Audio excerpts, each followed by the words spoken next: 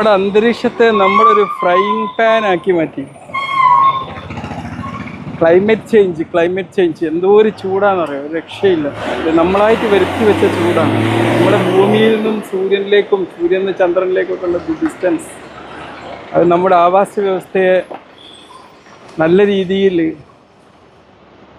പരിപാലിച്ച് നിർത്താൻ വേണ്ടിയുള്ള വ്യവസ്ഥയാണ്.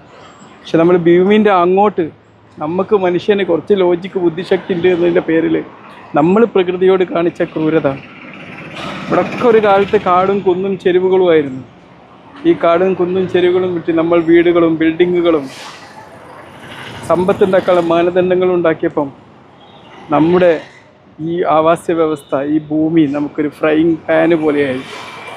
ഇനിയും വരുന്ന തലമുറകൾ എന്ത് ചെയ്യും? നമ്മൾ ഒരുപക്ഷെ മനുഷ്യകുലത്തിൻ്റെ അന്ത്യം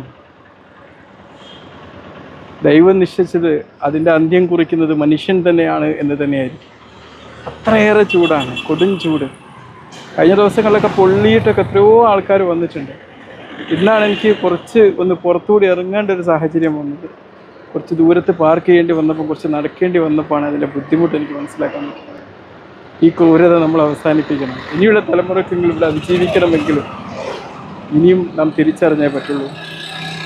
ഈ ക്രൂരത അവസാനിപ്പിക്കണം.